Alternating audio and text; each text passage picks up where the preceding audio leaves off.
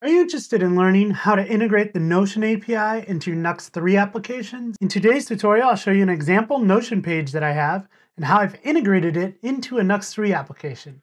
And we'll do it right after this.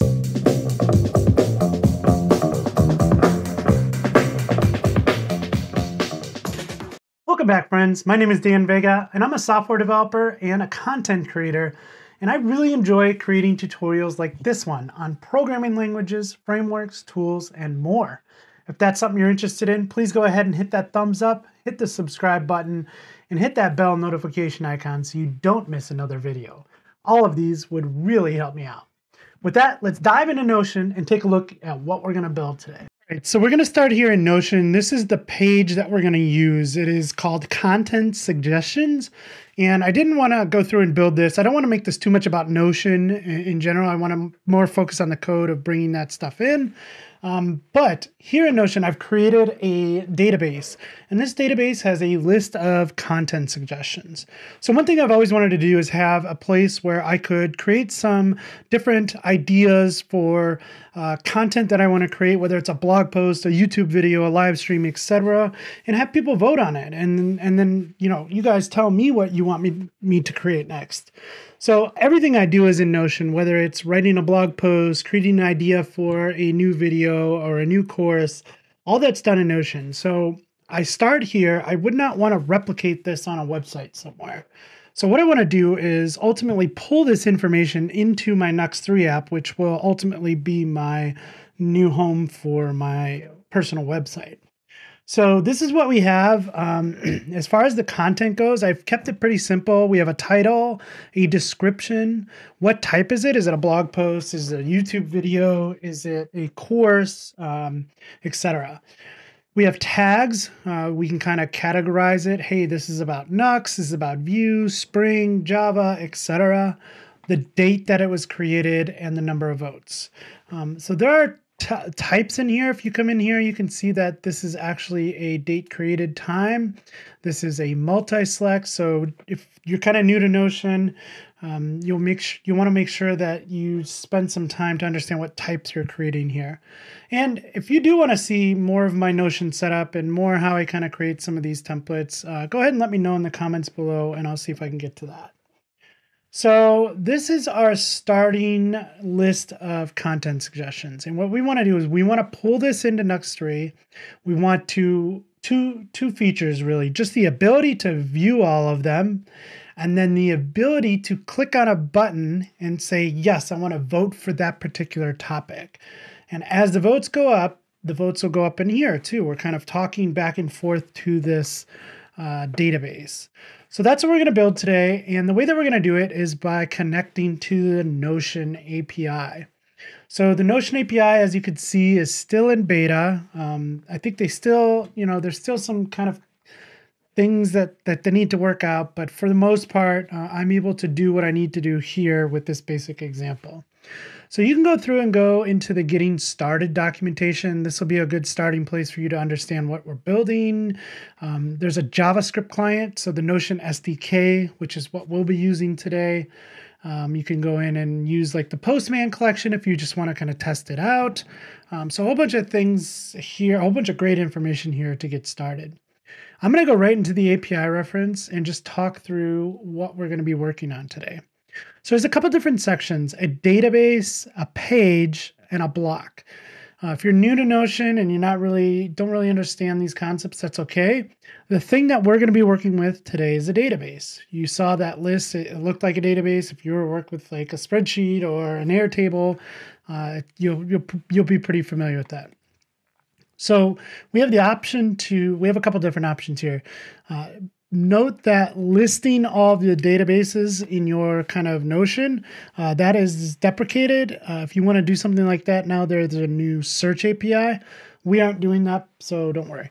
If you want to retrieve a specific database, you can use this.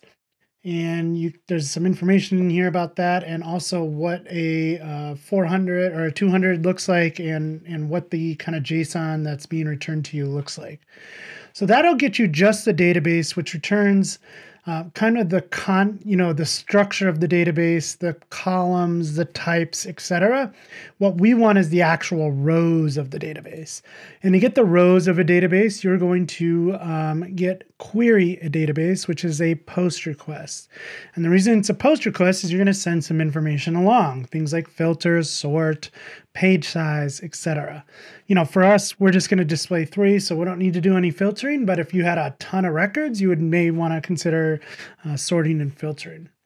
Now, the thing is, again, over here, you'll see what's kind of returned.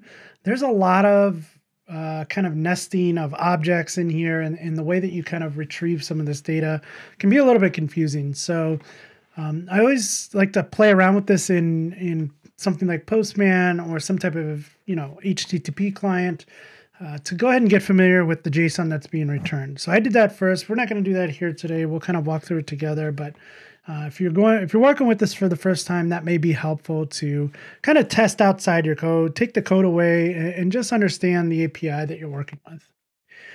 So with that, that's the API. There's one more piece of this puzzle. There's a My Integrations up here. You'll want to click on that, which takes you over to here and allows you to create a new integration. Once you create a new integration, you can give it a name, what the workspace is, and then any of the permissions or capabilities that you want to give it. So that is the integration. So I've already created one for the content suggestions. Once you create this, the biggest part of this is you're going to get a token. This is kind of your API token. This is how we can authenticate that this is really you trying to talk to this API. This is the first part of that puzzle. And there's one more that I don't want you to miss. Once you have that, that's not everything. You need to go into the page, the database, whatever you're trying to connect to, and give it permission to that integration. So if you go up to share and you go over here to who can edit, you'll see these integrations. There's 2 other ones here that I have, but you see content suggestions. That integration is already selected. So once you have those 2 pieces in place, you are ready. You can go in and start writing some code to connect to this, and that's exactly what we're going to do right now. All right, so the first thing that we're going to do is create a new Nuxt3 project. We could do this from the very beginning.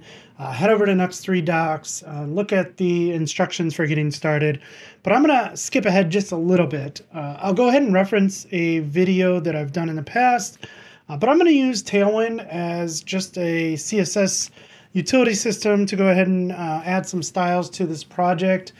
I could do this from scratch, but I've already done a video on it. So I'll leave that in the description below and a card up above. So if you want to go ahead and check that out first, that's fine. But all we're going to do is clone this project. It's a basic Nuxt3 starter with just the things you need to get Tailwind up and running. If you don't care about Tailwind and you just want to style it however you want, then you can just go to the Nuxt3 docs and start a brand new Nuxt3 project. Okay, so the very first thing that we need to do is in this starter, I have a couple of pages in here. I've got a features and an index. I'm just going to delete this features. I'm going to go into index and we're going to add some content here. Okay, so I'm going to go ahead and paste in this content, and really this is just our home page. We're going to have content suggestions. So this is a list of content ideas. If you'd like to see me produce one of these, please vote for it by clicking on the vote link next to the number of votes. And what we're going to do is actually create a new component to lay out these content suggestions. So what I'm going to do is go ahead and start with a new folder. We'll call this, I don't know why I always have that issue, but components. And if we go ahead and create a new component in here, we'll call this content grid.view. Okay, so now what we want to do is just go ahead and start with a template, and we'll just say h2 content grid, and that's a good start to what we need. All right, before we do a little more code here, I'm just going to pop over to the Tailwind UI docs. Again, in the previous example that I set Tailwind 3 up with, I showed an example of using Tailwind UI. I'm a big fan of it. I'm going to go ahead and use this tables example here. The reason I like this is because this one is open source. You can go ahead and copy the code. They actually have view code here for you to use. Again, Tailwind's not your thing, that's fine. You can go ahead and create some generic table and go ahead and style it yourself. But I'm just going to use this kind of as a shortcut so we don't focus too much in on the styling. We can just focus really in on the code. And I want to kind of zero in on connecting to the Notion API in this tutorial. So I'm going to go ahead and copy some template, some basic starting code, and then we'll take a look at how we can go ahead and connect to the Notion API. All right, so I'm going to go ahead and paste in some of the starting code. Again, this is coming from the Tailwind UI tables. You'll see that this is a table and it has a bunch of rows for things like title, description, type tags, date created, and votes. Again, this is just all of the content that we're bringing over from the Notion page that we looked at earlier. We're going to have a t-body here. We're going to loop over, we're going to iterate over a variable called suggestions, which we'll set up in a second. And from there, we can go ahead and display all of our items like our title and our description and so on. There's a little bit more going on here, but we'll get into it as we build it out. So for that suggestions to work, I'm going to go ahead and do script setup. And in here, we're going to go ahead and say let suggestions equal, we'll say a ref, and we'll do an empty array. So now we've set up a variable. We're telling Vue that this is something I want you to go ahead and watch. This is going to be reactive data. It's going to change, but by default, it's going to be set up as an empty array. So at this point, we should be able to go into our application. I haven't done anything yet. I'm going to go ahead and do an npm install. And npm run dev. And at this point, we're going to hop over to the browser and take a look at localhost 3000. Right, so here we are at localhost 3000, and we can see our index page, content suggestions, and our paragraph. We don't actually see our content grid, so let's hop back over to code and see what's going on. And of course, we didn't import that component, so we just need to say content grid. And again, the nice thing about nuxt.3 is anything in that components folder is going to get automatically imported for you, so we don't need to declare it as something we're importing and using on this template. So let's head back over to the browser, and we can see that we have that table. So we have this nice styled table with title, description, type tags, date created, and votes.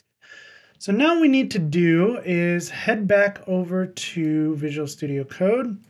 And now we're going to start to build this out. So here in our content grid, I'm going to go ahead and just get rid of this for a second.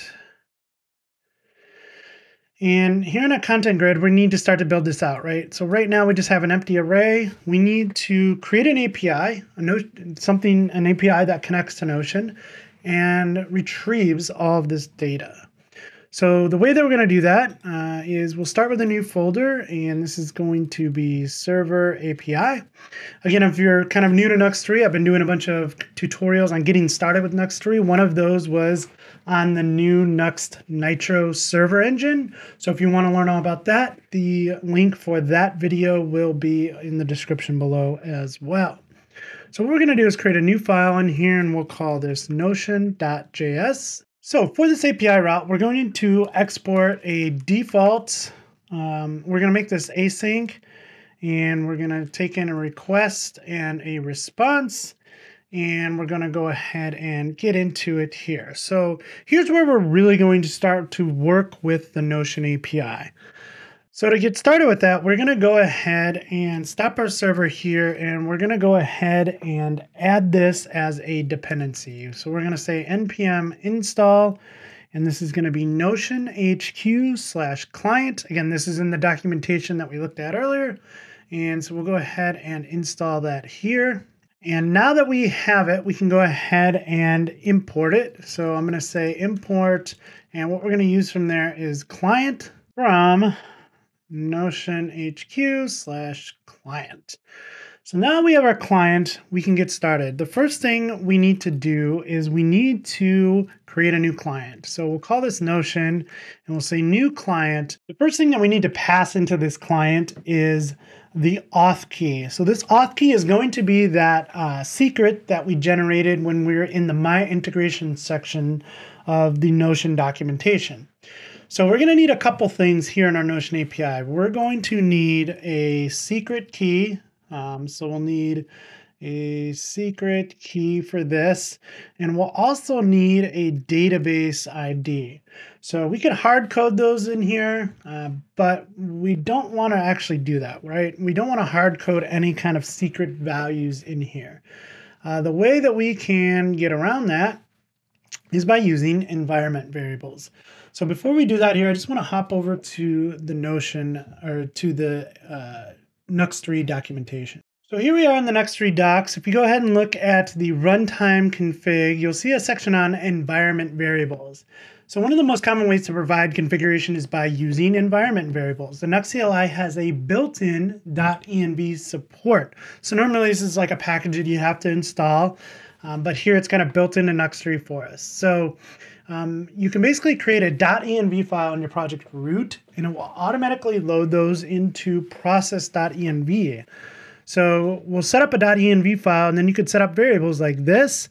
And then what is really nice about this is you can kind of override these. So once we get into, hey, we want to build this and put this in production, we can go ahead and override that environment variable using some keys. So for example, on Nullify, you could set up an environment variable and set up those keys so you're not checking those things into something like GitHub. So that's what we're going to do. So let's head back to code and go ahead and set those up. All right, so right here in the project root, we're going to go ahead and create a new file. We'll call it .env. And in here, we're going to set up two variables, Notion database ID. Again, you can name these whatever you want. You're going to set your database ID there, and then Notion API key, you're going to set your key there. Now, we know that the secret is what comes from the My Integrations, but you may not be clear on what the database ID is, so let's head back to the browser for a second. So here I am on that Notion page. If you look up here, there's a long ID here, and this is actually the database ID. So all you need to do is copy that and head back over to code, and you'll go ahead and enter that here. I'll go ahead and save that, and then I'm gonna go back to the browser and look at the secret key. And so if I'm here in Notion's My Integration, I will go ahead and copy this secret key, put it into that .env file, and then go ahead and save it. I don't want to show this on screen, so we're going to do that and then exit out of there. Okay, so now that we have those secret key and our database ID set up, we can go ahead and use those. And so here in our new client, we're going to set a auth to process.env dot, and that is the Notion API key. So now that we have what we need here, we can start to do what we need to do to get a list of the information from our content suggestions page. So the first thing that we're going to do is I do want to set something up here. If the request method, so from the request we can get the method, is equal to post, we're going to do one thing. We'll come back to this later. To do handle post, else it's going to be a get. So from here, now what we can do is we can go ahead and get some information about our database. So remember earlier I said there's a way to basically get information about the database, and then there's a way to get those rows. And that query part of the API was a way to get those rows. So what I want to do here is go ahead and set up a variable called database. And what we're going to do is go ahead and await, and we're going to use Notion.databases. Now, remember, Notion is this Notion HQ client, which kind of abstracts all of the API calls for us. So we don't need to manually make fetch calls and handle it and do all those things. But it is an async call, so we do want to await it. We're going to say Notion.database nuxt.query is the API call that we're using. And this takes a database ID. Again, we're going to get that from process.env Notion database ID. So that should be what we need there. The next thing that we're going to do is I'm going to set up an empty array for suggestions. So now we have that. And what we want to do is actually loop over the database results. And for every result, we want to go ahead and create a new suggestion. So we're going to do some mapping of the JSON to a suggestion. Now, if I just went through this, it might be a little confusing. So what I want to do actually is pop over to Postman and take a look at an example of the resulting JSON because it's not the cleanest. And I think this is probably one thing that they're going to work on at some point. But let's go ahead and jump into Postman and take a look at this. All right, so here I am in Postman. We're making a call to that particular database /query. That's the endpoint. We go ahead and pass some values in. The post, so the post again takes a body that if you wanted to send some data in to like sort this out, you could. I'm not actually doing this at the moment, but what I want to focus on is what you get back. So here are the results. So the results are an array. So for every result, we're going to get kind of this array back. So if we look at kind of this, you'll see 1, 2, 3. So these are 3 rows from our content suggestions. Inside of each object, there's a bunch of info. There's kind of metadata about the row, and then it goes into properties.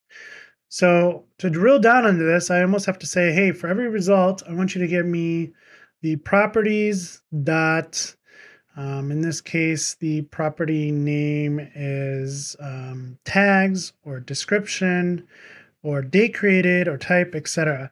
And there's different ways that each of these properties handle it, especially like the first one is kind of like their ID, which is like the title. So it's going to take a little massaging to go ahead and drill down and figure out exactly how to get the information out. So I'm going to walk you through how I did it. But again, you may want to go ahead and play around with this in Postman and really understand the structure of the JSON before you just dive into some code. All right, so what I'm going to do is I'm going to go ahead and say from the database, I'm going to get those results. That's the array. And what I want to do is I want to map each one of those. So I'm going to map each row into something else. So what that is I'm going to have suggestions.push, and we're going to push in a new object for each one. So the first one is going to be id row.id. The next one is title, and that is going to be row.properties.title of 0, the first element there, and we're going to get the text and the content. So as you can see, this starts to get, again, the structure for that was a little bit crazy. So we really need to take our time and go through here. I'm not going to make you watch me type all this out, but this is what I ended up with. So I have a description, I have a type. So the type is a multi-select. And what I'm doing is mapping each of those types to basically an object. So it's going to return both the name and the color. Same with tags. It's going to return the name and the color. And we're going to have votes and date created. So I do have a little handy method that I wrote for this.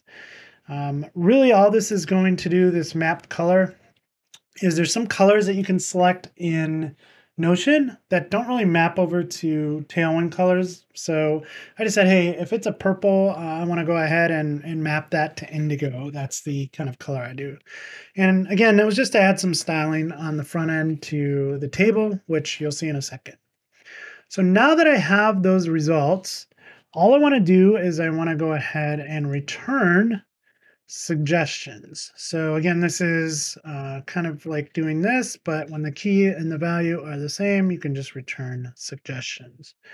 So that should be all we need to do to get that data. So we've made a connection to the client here. We can go ahead and use that client to call one of those APIs, which is the query.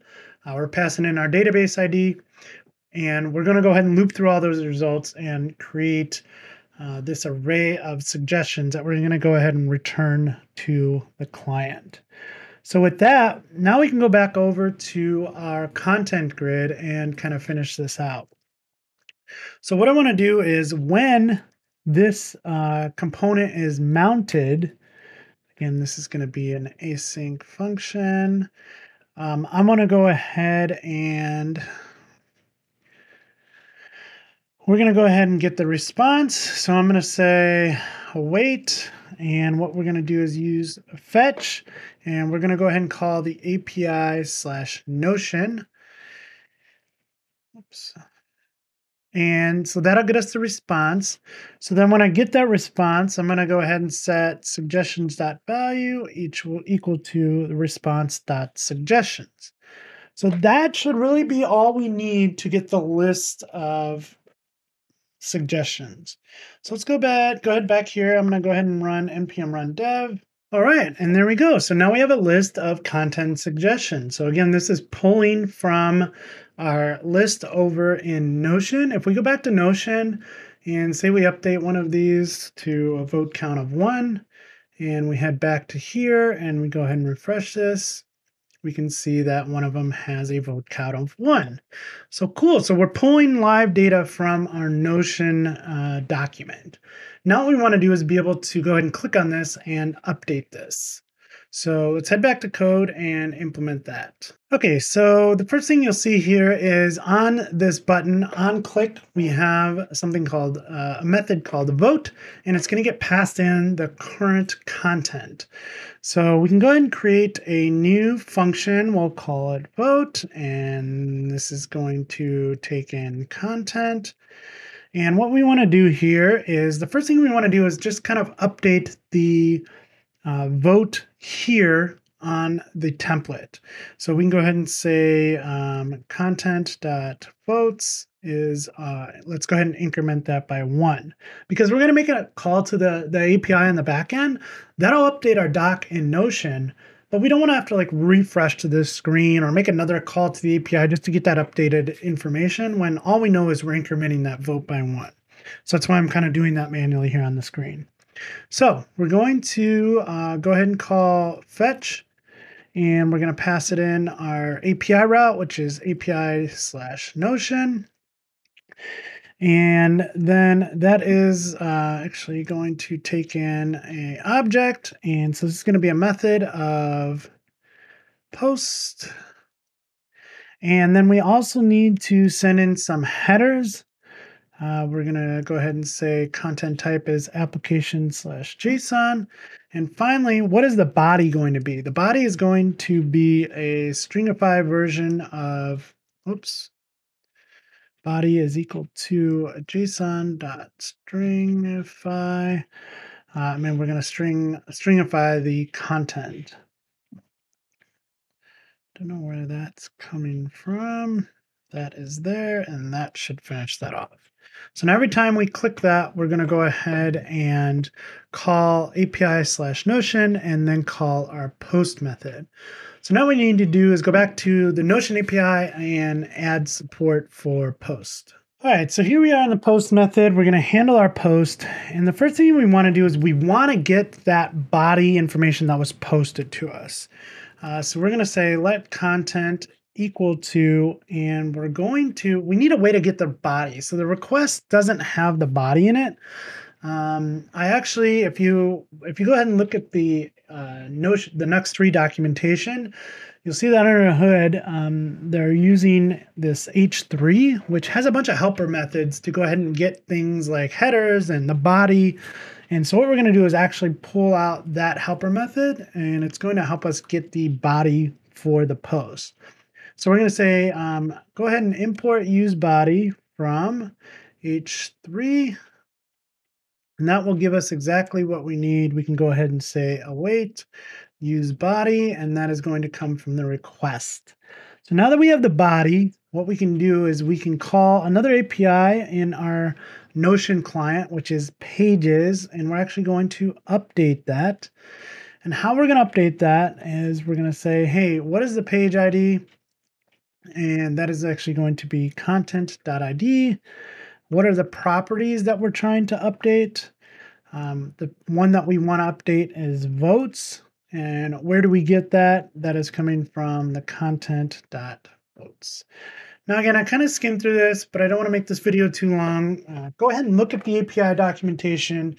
You see it was pretty easy to go ahead and just call update, pass in a page ID, and then whatever properties you're trying to update. So all I care about updating is the number of votes. So I'm going to go ahead and save that. I also have one more thing that I want to do here is I need to set the response.status code equal to 200. And I just need to say, hey, that response is now over with. I want to end that and return back to the caller. So let's go ahead and save that and head back over to the browser and see if everything we've done works. All right, so here we are back in the browser. Fixed a couple things. I noticed the type in the tags weren't showing up correctly, but you'll see that in the final source code. So here I want to go ahead, we have that one vote. If I go ahead and click this a couple times, we can get up to 6. So if I go back over to Notion, you'll now see that I believe that I had it only in there as 0 to begin with. So let's just go ahead and double check that again. Let's refresh this. Maybe that's just 5. Yep. So let's click that. Let's click 1 for each of these and then head back over here. And cool. So now we're not only are we pulling in all of these suggestions into our application, but we're also able to go ahead and update them as well. So cool. I think that's really where I want to leave this. Just a really simple example of how you can interact with your Notion content. Again, I do everything in Notion, so I don't want to duplicate this content on a web page or in an application somewhere. So I think it's really great that I'm able to use this API and pull this in. So I think, again, I think that's where we'll leave it. If you're interested in more videos like this and you want to work with Notion and you want to do some more cool things with Notion, use it as a CMS, use it as a database, go ahead and let me know in the comment below. Also, if you found this video helpful, it really helps me if you give me a thumbs up and subscribe to the channel. I hope you're having a great day. And as always, friends, happy coding.